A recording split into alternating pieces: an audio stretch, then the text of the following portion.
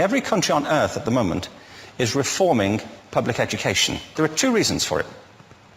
The first of them is economic. People are trying to work out, how do we educate our children to take their place in the economies of the 21st century? How do we do that, given that we can't anticipate what the economy will look like at the end of next week, as the recent turmoil is demonstrating? How do we do that? The second, though, is cultural.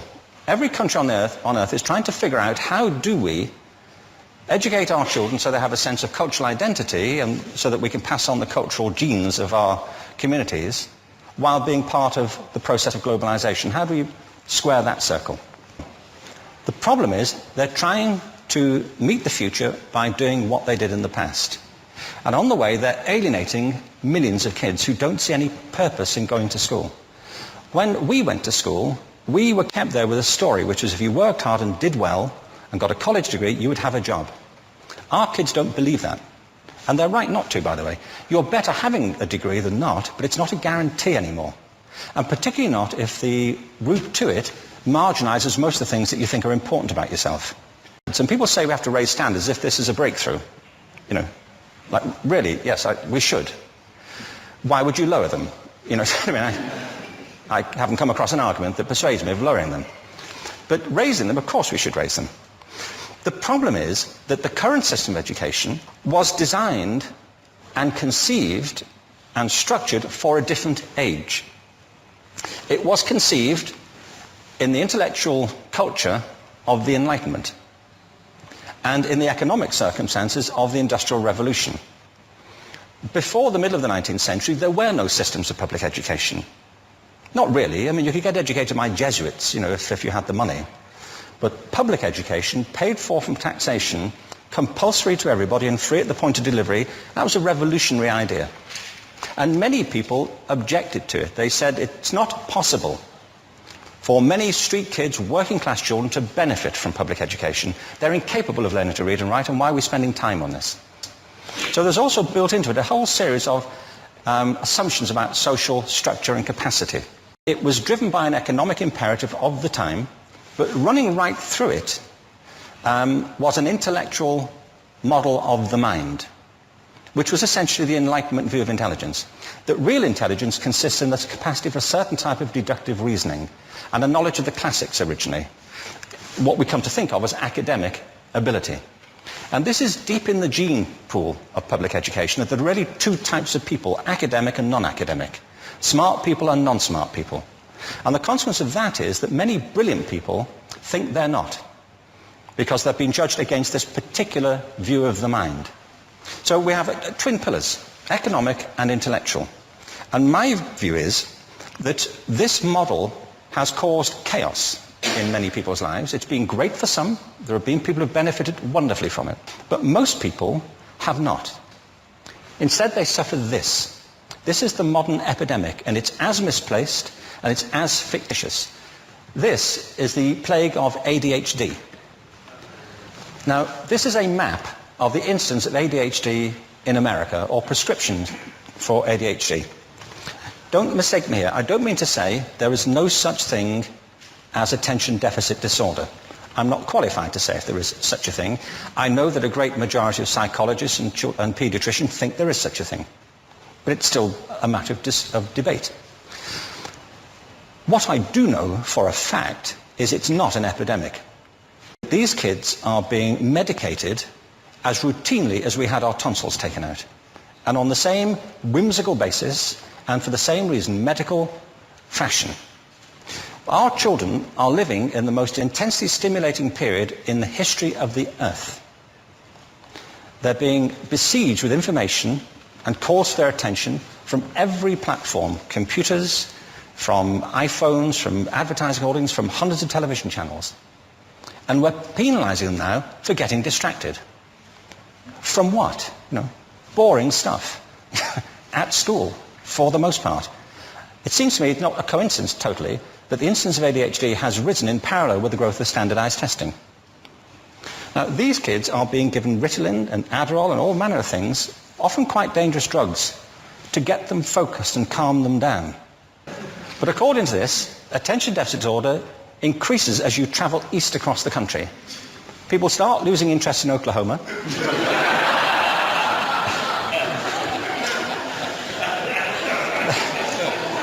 They can hardly think straight in Arkansas. And by the time they get to Washington, they've lost it completely.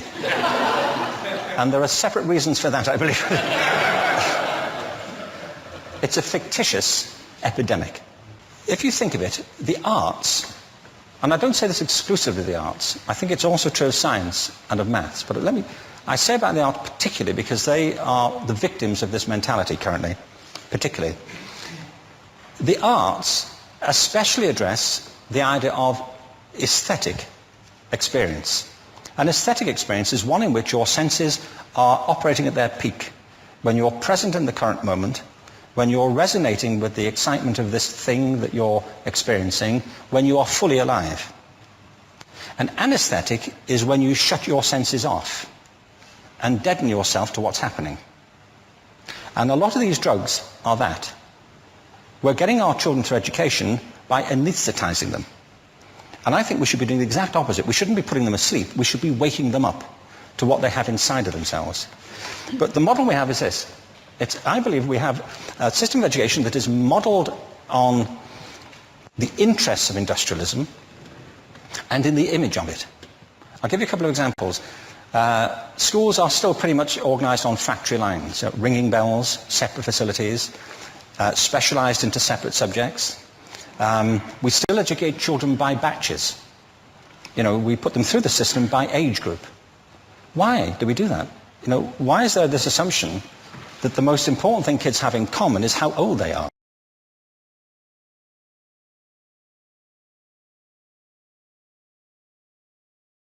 So I guess we understood pretty much what's the meaning of learning and other things. Now Doctor has the rest of the things. We can find the link with us for that lecture, and you can watch it alone in class. Okay? Now so let's continue. So we were saying before we go for PhD. Let's go next. Now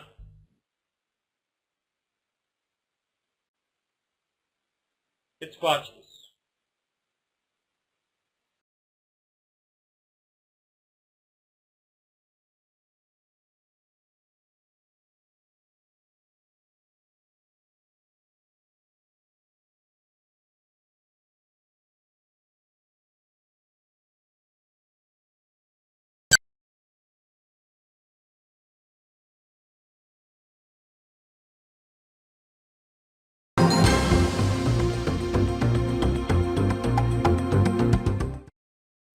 This is the VOA Special English Education Report. Ballou High School in Washington might not seem the most likely school to have a lacrosse team, but lacrosse has grown beyond the popular image of a sport mainly for wealthy private schools. Ballou is a public school in one of the poorest neighborhoods in the city. In the past 6 years, more than 40 students have died violent deaths. Many were the result of drug violence. Ballou has just had its first year with a lacrosse team. The team is for girls. They lost every game. But their coach, Holly McGarvey, says this was also the first time they ever played. She says the goal was just to start building a foundation that we can build from and create a tradition of women's lacrosse here at Ballou. Lacrosse is a fast-moving sport, the modern version of a game played by American Indians. Teams try to make goals with a ball caught and thrown using a net at the end of a stick. School officials decided to make changes at Ballou after less than 60% of the senior class graduated in 2006. Since then, the graduation rate has improved by 10 to 15%. Raman Branch, the school principal, says one change was to increase activities after the school day. That included adding a girls' lacrosse team. Mr. Branch says Holly McGarvey was a perfect match for Baloo. She was on a national lacrosse team and a star player at Princeton University. She was in her first year of teaching. She wanted to take the lessons she learned from sports and use them in teaching biology. Coach McGarvey says the first practices for the new team were difficult. Some players got angry at one another. She helped them learn to keep their mind on the game. She remembers how excited the girls were on their way home from their first game.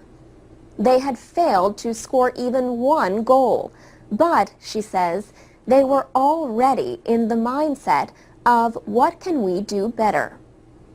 Lacrosse player Tylasia Joyner says the sport has helped her think more about her future. She says she wants to play in college because it will keep me in shape and it will help me stay focused and want to do something. Because if you want to play a sport, you have to have your grades up. For VOA Special English, I'm Alex Villarreal. You can download MP3s of our programs and get podcasts at voaspecialenglish.com. You can also follow us on Twitter, Facebook, and iTunes at VOA Learning English.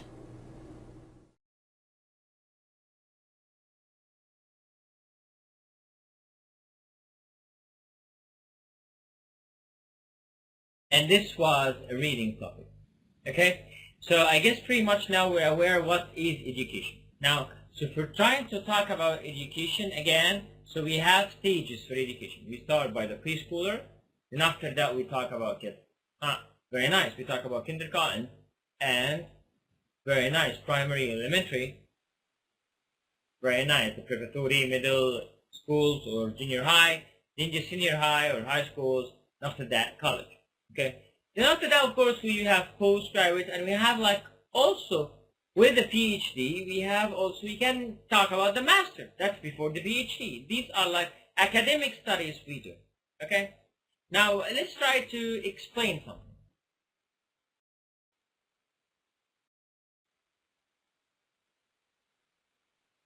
Now we always have this problem about tenses.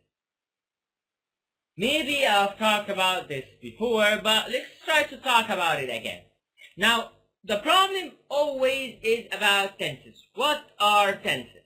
And how can we solve the problem that we have in tenses? So if we're trying to talk about tenses, tenses are what? Okay, tenses are, very nice, tenses are past, present, and future. Past, present, and future. Very nice. Now, okay, so we understand now that tenses are past, present, and future. Now, if we're trying to talk about this word, now, okay, what are the tenses that's talking about the stories? So if we're talking about stories, what should I use? What should I use for present? What should I use for future? Now, I'll give you like time to think. We'll introduce some vocabulary from the word and have time to think. Then we come back and explain each tense. Explain each thing about each tense. Okay? So, let's go back.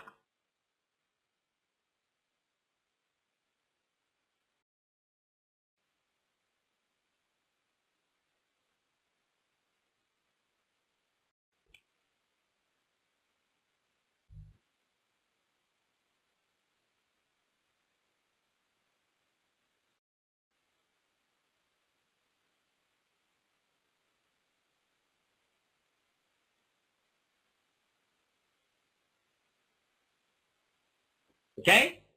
Now, so let's go back.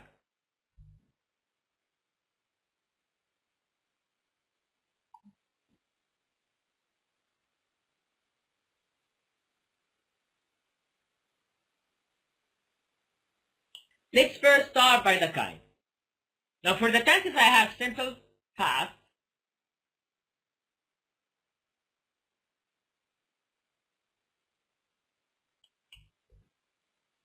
present continuous,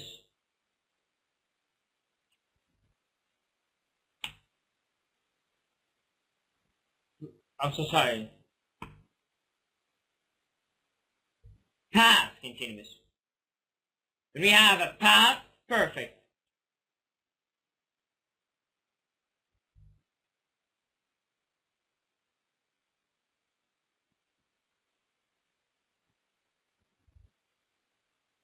and here we have simple present, present continuous, present perfect.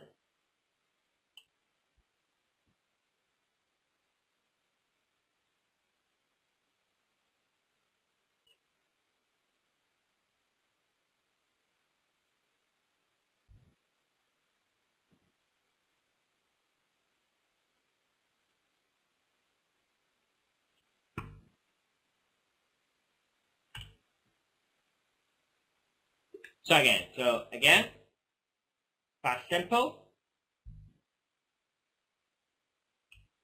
present simple,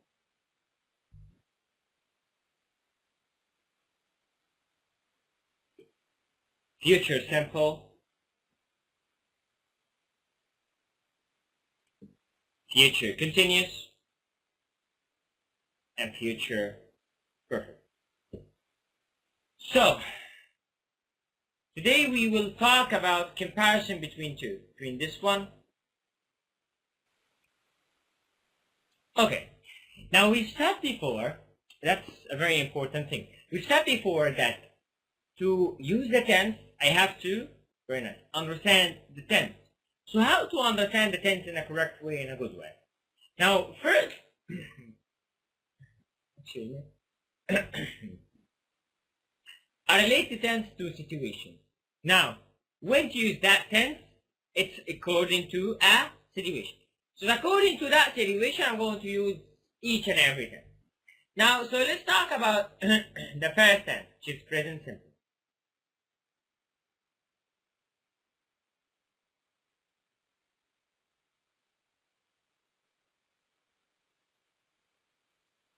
The present simple here is talking about one of two things.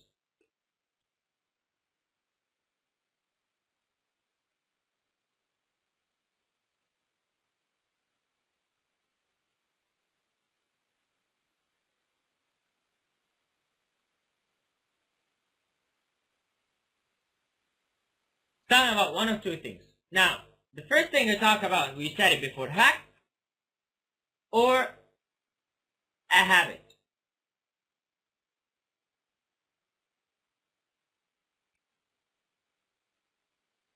Okay? Now, if we're talking about the next tense,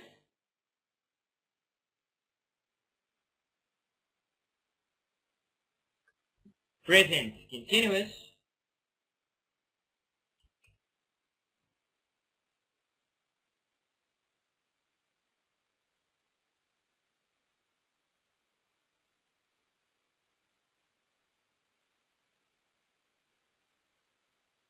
it's talking about what? It's talking about one of two things. Very nice.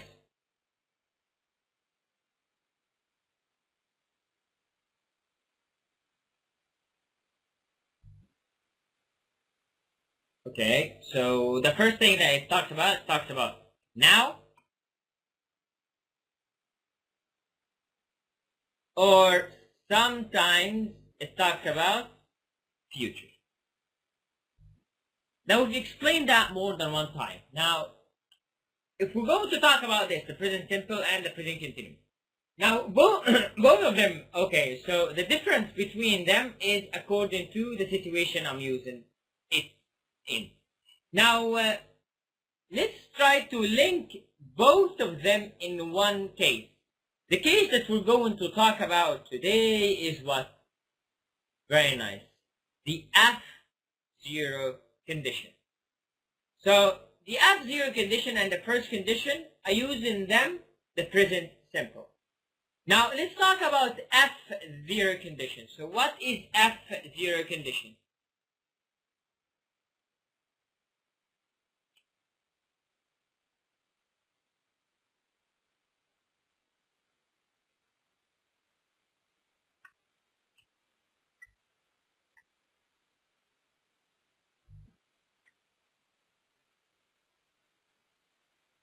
F0 condition. Now what is F? Let's try. We said we never explain grammar, we never memorize grammar, we explain grammar on, very nice, on a sentence. So let's try to find a sentence. If you practice well,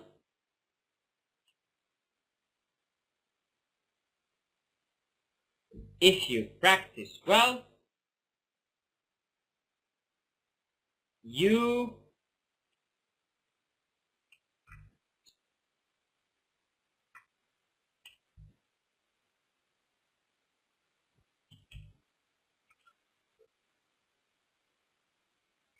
if you practice well, you become fit.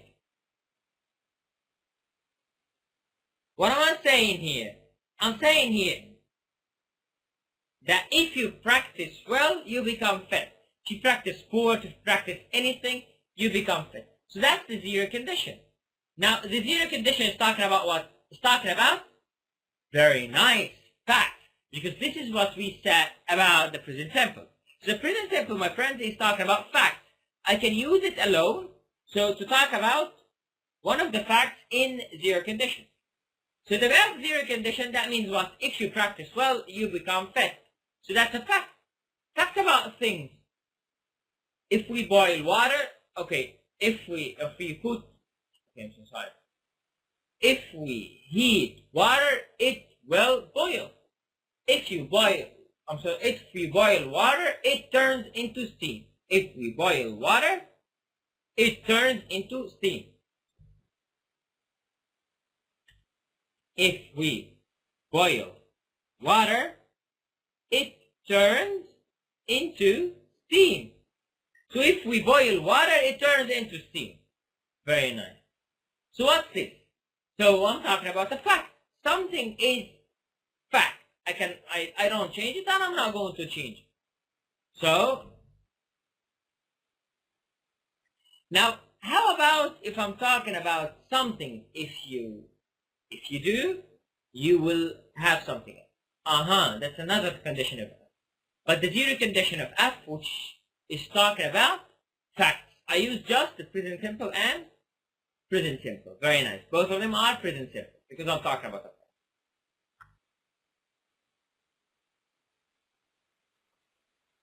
Now, how about F first condition?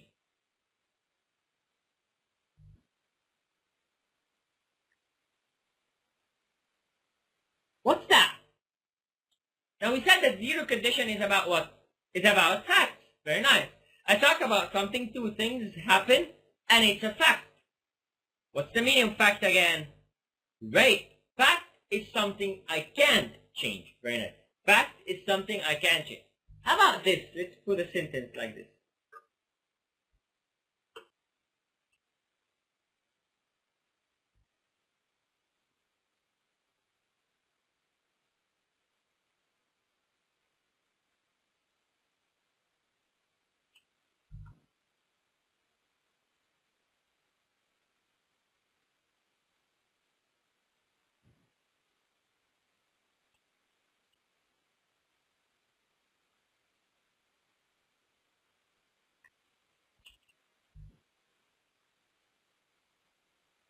Okay? So if you study hard, you will succeed.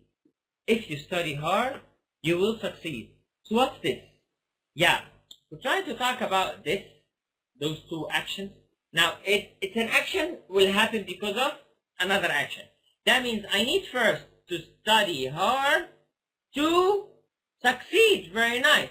So if I study hard, I will succeed. Very nice. So that's the idea. If I study hard, I will succeed. Okay? So it's like this. It's like action. If it happens, it leads to another action. Let's give another example.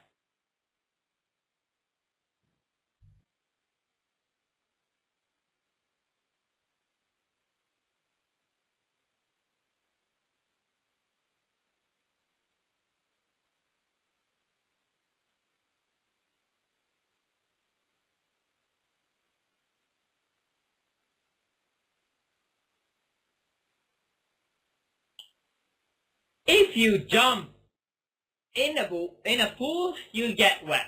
If you jump in a pool, you'll get wet. Very nice. So we're talking about what here? We're talking about, yes, some things. If I jump in a pool, I will get wet. So that's an action happen because of other action. So that's the zero condition and the first condition. Now, okay, so let's try this example.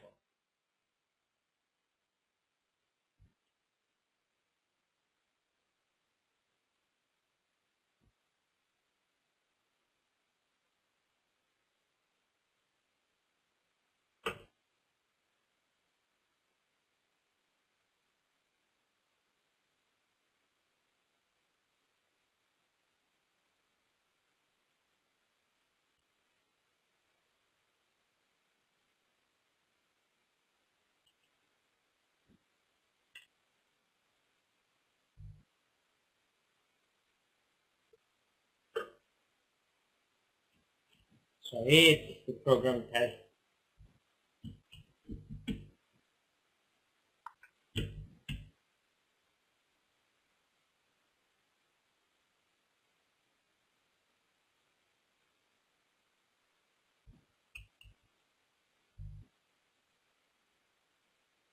If I had,